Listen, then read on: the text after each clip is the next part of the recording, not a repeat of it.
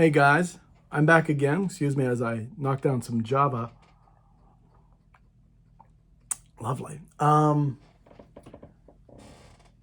been trying to get this one done for a few days, and it's been a little scattershot, but I think my ideas are starting to crystallize. And here's where I'm going to start with the Binance news sort of blew up today. They're essentially, wow, look, I'm popular. They're throwing him out of the country. Good. He's, that's a look. Crypto's been very, very dirty for a while. We're increasingly willing to accept that. I always had my suspicions about it. Not that I'm in love with banking systems, but the very idea that if you're paranoid enough to be like all banking systems are bad news guys, therefore we need to be outside the banking system because we don't. Okay, that sort of means you want to be outside law to a degree, and the worst actors went running for crypto. Now, I'm not saying the technology isn't fascinating and so forth, blockchain, but bad actors ran for crypto. And so Binance, we already did FTX and we know about that, but now Binance, and he's been pretty bad actor right away. And look, it's human trafficking and it's money laundering to terrorist groups. And yeah, maybe we can come to a conclusion that crypto is an interesting idea and it doesn't work and it's a failure. And we need, good, he's going to be shut down now. He has to leave the company. Good. I think they could have done more, but look, I'll take this as a win. But let's not stop there. This is the tip of a much mightier iceberg. While we're at it, let's talk social media. Let's talk tech, the tech guys, tech bros, tech guys. Look, when Twitter happened, some really good things happened because of Twitter. There were revolutions that happened, positive ones. The Arab Spring. I mean, there were some things that happened because of Twitter. When Facebook first came along, it wasn't such an awful thing. It was cool you could reconnect with a lot of people that you probably would never have reconnected with again. Was there some utility to all that? Yeah, I think there was. There's a reason these were popular services. But this isn't that time when that was look who we're dealing with now. We know Zuckerberg is, this is not a trustworthy guy. Just not. He's not a good human. Brilliant, but not a good human. I don't think we'll ever know what Jack Dorsey was. Again, very bright. Sometimes amazingly naive. Now we've got Musk. I mean, for a while, I wasn't sure either what Musk was and didn't want to jump for something. But now we know. And he's not a good guy. And I'm trying to run around and find somebody in the tech world who really is a good guy. The guy at OpenAI, who I guess isn't there but might be there tomorrow. But when the guy currently running Microsoft, is he a good guy? Does not strike me as being one. Wants to do all sorts of things with OpenAI, not for the betterment of humans, because we would never consider the betterment of humans. We'd only consider if we could steal a nickel from your grandmother, we can't wait to do it because we have a moral responsibility. We have a responsibility to steal every cent we can because all that matters is money and all that matters is profitability. And that is built into the business code. Look, don't think I'm like, gee, Dave's a communist. No, I like making a buck as much as the next guy. I'm a big believer. Money's great.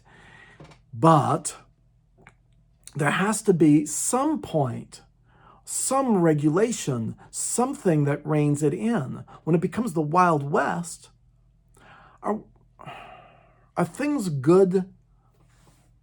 Have Zuck and Musk and their services really, are those good actors? Is the culture in a better place because we've gone in that direction? I know there's some upside. Damn, there's been a hell of a lot of downside all across the culture. So I don't know. Can things be undone? I don't know. Jared Lanier talks about that we have to undo some of this. It would take a long time to do it. But I do think maybe we're as far along, it's very hard to know where the center is. And even if things get pushed and it's over here now, and and then it moves again because culture is a movable feast and it's someplace else. When you're over here, you're wondering how the hell were the people over here not aware that they were over here? We're going to be doing that in 10 and 20 years. You better believe it. Generations killing themselves for followers, because that's going to make a difference. This is some really, really bad stuff. And I think the thing, look, and I'll admit I have my own point of view. I'm a musician, right? So I have the musician's point of view on this. And my point of view is I watch a lot of people, look, the music industry was absolutely destroyed by streaming and so forth. No one can make a buck. And look, it was always bad. And the record companies were horrible entities. That was not a good thing. But this might be, it might be worse. There is no recourse from musicians. So what do? They're trying to still call themselves musicians, I think, and then do anything else. They all want to be entrepreneurs. They're all trying to sell something. They sure as hell can't sell music. So they're trying to sell something. Classes, tips, they're trying to monetize wherever they can their knowledge. Look, again, I get it, and there's nothing wrong fundamentally with being in business. But there is a line, a divisive line, right? Where you sort of have to decide what the heck you are. And if you're a business, I think I've said this before, if you've decided you're a musician, but you've decided now I want to be a business person. Oh my God. One, you're not cut out to do it. And two, if you think being in the world of music and you're going to somehow, then why were you ever in music in the first place? There's never going to be any money there. Right? To be a musician, because you have to know going in, look at me. Do I look like a young guy? When I was in college, we knew what the scoop was going to be. We were joking about it at the time. It takes an incredible commitment to say, no, I'm committing myself to a life of artistry, which means I am committing myself at the get-go to not having any money. Or playing a form of music, in my case, jazz, you're not going to have any fame. That's not what this is about. It's about doing something you feel is important. And it's with the idea that perhaps if you stay true to yourself, that by itself, that is the quickest way to actually, you're probably never going to have the fame or the money. But if you're ever going to do it, the way to do it is to be truer to yourself, truer to your own artistic vision. And either that will fly or that will not. But it's not going to happen because you're chasing what you think is the next thing. Right? That's never the answer. And isn't that entirely what goes on online? People chasing a trend. People aiming the ball. that ain't gonna do it.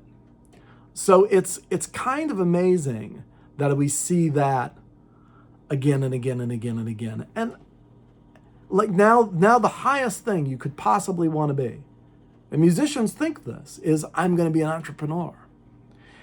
Watch CNBC for like 5 minutes, maybe 8, and you'll be horrified. If you've never done it before, you sit there and go, oh my God, look at these people. Yeah, you aren't on the same planet as those people. And those are the people who do that, who live for business. And they're not that bright. And they certainly don't have very high standards of much of anything. It's all about bread. And we live in a society now that says the only thing that matters, we'll never actually do the right thing. We'll never have we'll have there are no ethics. There's only complete, total corporate growth at all time and more money for shareholders, even if it means hurting other people or hurting ourselves, we don't care. And people have bought into that. They've gone down that rabbit hole. Is that what you want to be associated with? And I'm sorry, if once you start to hit that business, you're going to be a bit great. Then that's what you've bought into. You want to be that. The other one is, I think musicians have a tendency to think, if we could just get our stuff out there, the great powers, the people running if they knew the good stuff that was out there, they would promote that, see? No, they won't. No, they never have. Virtually. I think you have to go way back to a time. You have to go back 50 years or more before you start to reach a period of time where people, for instance, the people who ran Hollywood, would occasionally make movies that had a conscience because they did feel there was a social responsibility. Hollywood was dirty as hell, but there was still some of that. Record companies, once upon a time, financed records that they thought would be, that they didn't even understand, just to see what it would do. And maybe there was some good that they could do by putting this stuff out. Which of course would never happen today. So, hold on a second. Sorry for the interruption. A brief interval because that was my dude. My dude was getting home from his day gig. My dude is 17 and he was driving home through freezing rain. I wanted to make sure that he didn't crack up his car or anything. Hey, listen, it's a freezing rain night here, and so I'm keeping an eye on my peeps. Yeah, I was talking about record companies would have made that bet and done all sorts of things, and of course, we clearly don't think the same, because the only thing that matters, right, is the almighty dollar, and the extreme to which that has gotten. I mentioned before there was a time, you have to go way back, where companies might have had some sense of social responsibility, and that's long since gone. It used to happen in news organizations 30, 40 years ago, and that went away too, and the bean counters took over. Watch broadcast news from the late 80s, and it's a movie about it all being lost, and it was in fact lost, and we lost journalism on television. So I was thinking, but I do think people sometimes sit there and go, yes, if I could only get hooked up with those guys on some level are looking out for us. And the answer is they couldn't be more your enemy. And I've got a couple examples. I was just looking into this recently. Just how ugly corporate America can be. Okay, this is probably my favorite. My favorite is David Zaslav. I'm not sure if you're familiar with him. You ought to be. He's the CEO of Warner Brothers Discovery. Why is he famous? Well, when he was running HBO Max, HBO Max, he removed titles from the company's streaming platforms in order to avoid paying the residuals. My God, canceling all but finished products in order to claim tax write-offs. He made his name with Discovery by largely shifting all of the education-oriented program on the Discovery Network so they could do more reality TV. I mean, he's fired everybody. He was the guy who brought on Chris Licht so he could ruin CNN and turn it into, right light. And then he didn't like him and he got rid of him too. If there's a way to make the wrong decision, all right, because the only thing that matters is a bug, Zaslav's your guy. And does it with zeal. Trust me, Zaslav, if you're an artist, he hates you. Hates you for even considering those notions of doing something artistic. Hates you. He despises all of it. Doesn't bring in enough profit. I don't know when there's enough. There is no enough. All right? So Zaslav. Here's the other one I was thinking of recently. Linda Yaccarino. Linda Yaccarino is running Musk's Twitter/X. She's the sort of the current Baghdad Bob. For those of you who might remember Baghdad Bob, when the tanks were going into Baghdad some years ago, Bob was Saddam Hussein's spokesperson who kept laughing and saying, "We are throwing the infidels into the sea." He would say anything. Put George Santos to the shame on, how much of a fabulist you can be. Just extraordinary. I mean, insane stuff. And Yaccarino will say anything. And I wonder if she's one of those people who's going to get indicted at some point for her whatever. And it will, will she be one of those people who will sit there and, crack under pressure and, say, yes, I was lying the whole time.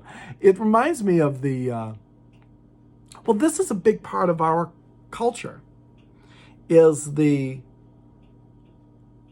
person who will stare you right in the eyes and lie to your face. Jenna Ellis syndrome. Jenna Ellis is the lawyer for Trump who was, I believe, Trump campaign, and got convicted in the Georgia case, and then copped a plea. And since copping the plea, boy, the story sure has changed. So now it seems to be obvious that she was lying and knew she was lying, because I think there is this open question: Are they just? Do they believe it? Santos, for instance, might be out of his mind. So that you wonder is, while he's saying these crazy things, does he actually believe them? He might be that crazy. And it's an open question when you have that level of mendacity.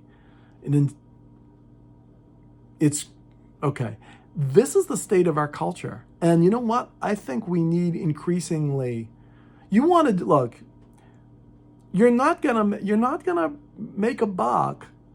Look, if you want to work in popular music and you make some money, great.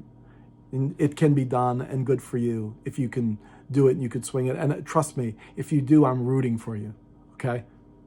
And there's nothing wrong with doing some project where, if you like the project, but it's a commercial project and make some, great, no problem. There's room for that in this world, and there's nothing wrong with the popular, all right?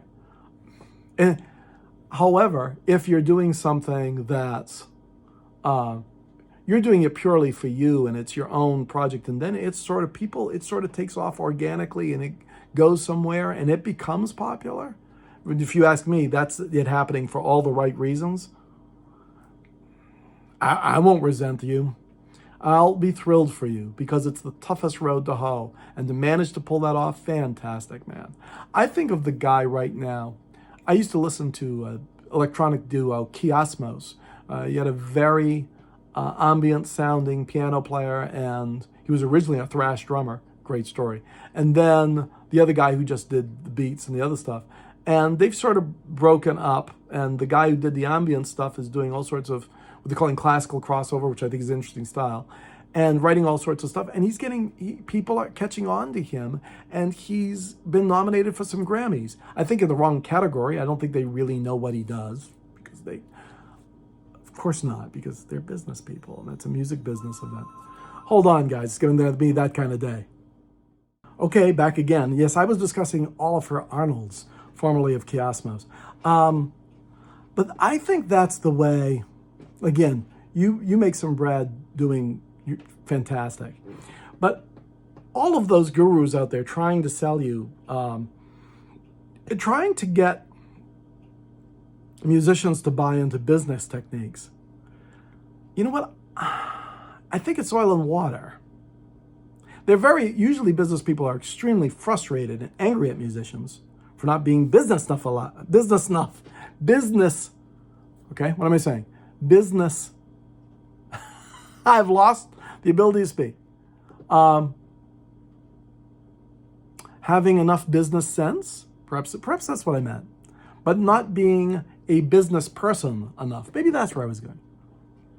There's like an intense, resentment isn't strong enough a term. They're really pissed off. They're so mad. They don't seem to realize, we're built the way we're built. A musician is not a salesman and isn't built to be a salesman.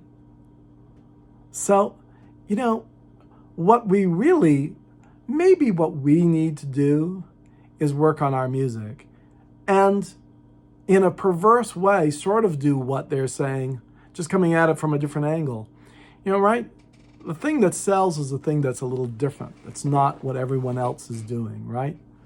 So, they always say, be yourself. Well, we all have lots of influences. But in the end, when you start writing stuff, it ends up coming out sounding like you, despite the influences, which is wonderful. It still comes out, unless you're really copying other people, assuming you're not that's not your ambition in life, that you want to come up with your own sort of sound. You take those influences that we all have, and it turns out sounding like it's more real because it's really coming from you. And you know what? It's more likely to get some traction than someone saying, oh, this is what everybody else is doing, I'm going to do it too. That can't be the answer. So, are things bad out there? Yeah, things are really, really bad out there. The culture is a mess. People don't listen to music. People certainly don't buy music. We're in a lot of places, in a lot of ways, real. But you know what? We're still musicians. And we've still got a job to do. And it's not hawking something or becoming an entrepreneur. You could do some of that and that's fine. But again, that's not the gig. It still comes down to hearing ideas and coming up with something hopefully original, doing something original that's going to, that you feel strongly about. And guess what? If you do, it may very well affect other people too. Is it a long shot? Yeah. Is that any longer of a shot than any of the other things that people are telling you to do that you're not a fit for anyway? I think you're better on my track. Look, the odds suck no matter where you come at it. There's another factor. At the end of the day, you got to be able to look yourself in the mirror. When you get to be 86, you sit there and go, yeah, I tried to be a combination of CNBC and a musician. Oh, you did. You'll be so pissed off at yourself. Yeah. Running for the trend of the week. It doesn't work that way for us.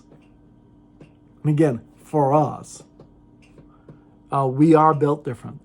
It's okay. It's okay to be us. I think that's a message we don't get enough of. Boy, the message is, what a bad person you are to be a musician. You just don't get it. You're not enough of a business human. Good Lord, thank God. Maybe we have some ethics. Maybe we actually believe in some things. Maybe we have some ideals. Maybe that's something that's infused when our music is good and we're really hitting it. Maybe that's something that people catch in our music. And maybe that's a message that they find refreshing because they could see that this culture is a freaking disaster. So I don't see that there's any other way to go.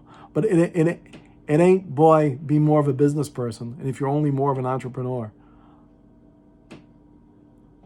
I like to make bread just as much as the next guy.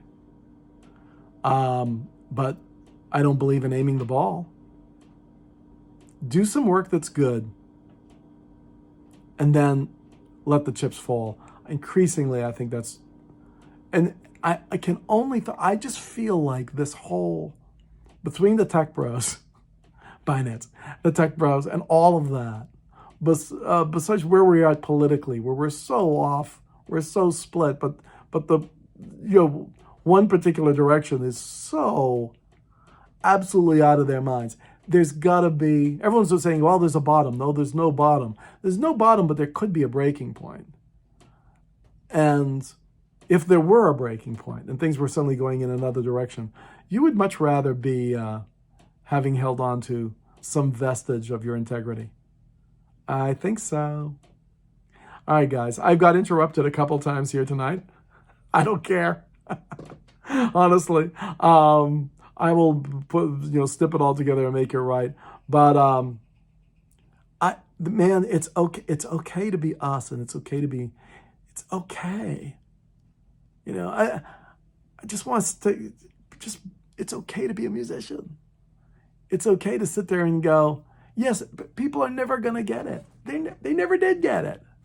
I'm not saying just do it for yourself. And I do think there is a way to get our stuff out there. And I would like to too. Everyone wants, who doesn't like to be appreciated? Everyone wants that. But there's being appreciated and there's running after clicks.